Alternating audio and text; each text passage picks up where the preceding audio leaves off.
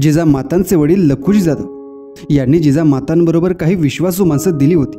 त्यात एक होते बहिर्जींचे वडील. वडिलांनंतर आता बहिर्जीही स्वराज्याच्या सेवेत रुजू झाले.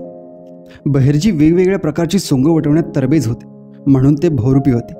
कदाचित बहुरूपी या शब्दातच बोलताना अपभ्रंश होऊन बहिर्जी असं नाव तयार झालं असावं. त्यांचे वंशज दादासाहेब जाधव, आबा जाधव नाईक, तालुका कराड, सुपणेगाव, वसंतगड जवळ होते असं एका निरीक्षणात आढळले.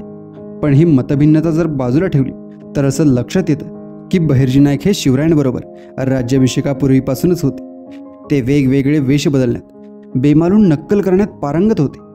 शिवरायांनी त्यांच्यातील हा गुण हेरला आणि त्यांच्यावर हेरगिरी करण्याचे महत्त्वाचे काम सोपवले. राज्याभिषेक झाल्यावर त्यांनी स्वतंत्र हेरखातं स्थापन करून त्यांच्या प्रमुख पदाची जबाबदारी बहिर्जींवरच सोपवली.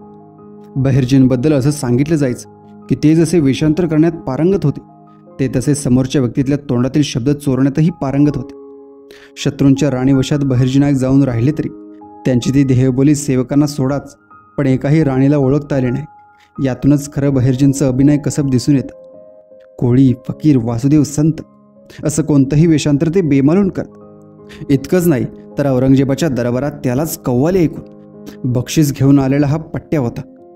विजापूरचा आदिलशाह आणि दिल्लीचा बादशाह यांच्या महालात ते वेषांतर करून जात आणि त्यांच्या तोंडची माहिती ऐकून घेऊन ते शिवरायांपर्यंत पोचवत.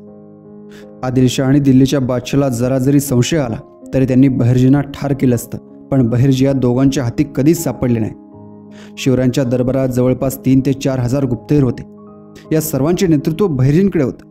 दिल्ली, विजापूर, कर्नाटक, पुणे इथे बहिर्जी नाईक यांनी अत्यंत हुशारीनं आपले हेर पेरून ठेवले होते. चुकीची माहिती देणाऱ्याचा सरळ कडेलोट केला जात असे, एवढी कडक शिक्षा बहिर्जींनी ठेवली होती. त्यामागचं कारण हे होतं की जर चुकीच्या माहितीवर आधारित शिवरायांनी काही नियोजन केलंच आणि ते फसलं तर त्यात महाराजांच्या जीवाला धोका होताच, त्याचबरोबर असंख्य सैनिकांचेही जीव धोक्यात आले असते. कमीत कमी सैन्य गारद होतील आणि विजय मिळवता येईल असंच नियोजन महाराज करीत. शत्रूंचं जास्तीत जास्त सैन्य गारद होईल आणि जास्तीत जास्त मावळे कसे सुखरूप राहतील हे त्यावेळी बघितलं जाईल आणि तसाच गनिमिकावा राजे आखत असत. मोगलांचं सैन्य सामर्थ्य अचाट होतं हे राजे ओळखून होते आणि त्यांच्याशी तुलना करता राजांपाशी तर अगदी मुठभर सैन्य होतं. मोगलांचं सैन्य म्हणजे सैन्याचा महासागर होता. असंख्य घोडदळ, तेवढंच पायदळ आणि लढाव होती. उंट, तोफा असा सरंजाम होता. त्यापुढे मराठ्यांकडे तुटपुंचे घोडदळ तसंच पायदळ होतं. राजे कधीच हत्ती, उंट, तोफा असं अवजड युद्धाचं सामान सैन्यात बरोबर वागवत नसत. मोगलांप्रमाणे बाजार बणके, स्त्रिया, नाचणाऱ्या कलावंतिनी यांना सुद्धा राजे आपल्या सैन्यात घेत नसत. म्हणूनच त्यांचं सैन्य कडे कपाऱ्यांतून वेगाने हालचाल करू शकत होते आणि राजांचा गनिमिकावा म्हणूनच दरवेळी सफल होत असे. मोगलांकडच्या आणि मराठ्यांच्या सैन्यात हा फरक होता. स्वराज्य निर्मितीचे एक महान कार्य राजांनी हातात घेतलं आणि आई भवानीच्या कृपेने बहिर्जी नाईक यांच्यासारख्या बहुमूल्य हेरा राजांच्या पदरात घातला. बहिर्जी कट्टर स्वराज्याचे पाईक होते. त्यांच्यावर जेव्हा राजांनी हेर खातं तयार करण्याची जबाबदारी सोपवली तेव्हापासून त्यांना मृत्यू येईपर्यंत ते कधीही कुठल्या मोहाला बळी पडले नव्हते. त्यांनी एक एक माणूस खात्री पटेपर्यंत पारखून घेतला. जेव्हा खात्री पटली तेव्हाच गुप्तहेर खात्याला घेतलं. 5 मुख्य हेर आणि त्यांच्या हाताखाली असणारे 4000 हेर हे सगळे पारखून घेणं सोपं काम नाही, पण हे त्यांनी केलं, तेही यशस्वीरित्या. म्हणूनच एवढ्या मोठ्या मोगल साम्राज्याशी ते लढा देऊ शकले. बहिर्जी आणि त्यांचे हेर मात्र सर्वत्र गुप्तपणे वावरत असत.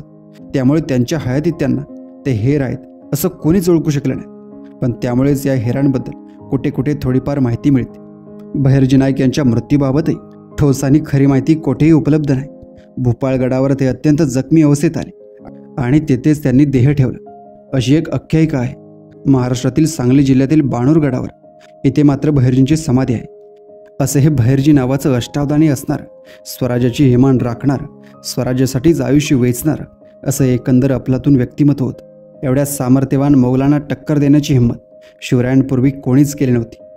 राजांनी दऱ्या डोंगरात हिंडणाऱ्या त्या मावळ्यांना गोळा करून त्यांच्या मोठभर सेनेसह बहिर्जींसारख्या हेरांनी आणलेल्या माहितीवर आधारित नियोजन करून मोगलांसारख्या शत्रूला पराजित केलं. धन्य ते बहिर्जी नाईक ज्यांनी केवळ स्वराज्यासाठी आयुष्य वेचले आणि धन्य ते शिवराय ज्यांनी हे हेराला ओळखलं. शिवरायांच्या आयुष्यात बहिर्जी नाईक यांना वगळता येणार नाही. प्रत्यक्ष रणांगणावर राजे युद्ध खेळले, पण बहिर्जी नाईक शिवशाहीच्या पडद्यामागे युद्ध खेळले. क्षणोक्षणी स्वतःचा जीव धोक्यात घालून बहिर्जी नाईक हेरगिरीचं युद्ध खेळले. म्हणून राजांना एवढ्या बलाढ्य मोगल शत्रूला नेहमीच गनिमिकाव्याने नामोहरम करता आलं. मराठी स्वराज्याचा इतिहास अभ्यासताना शिवरायांबरोबर बहिर्जींच्या कामगिरीचाही अभ्यास करावा लागतो.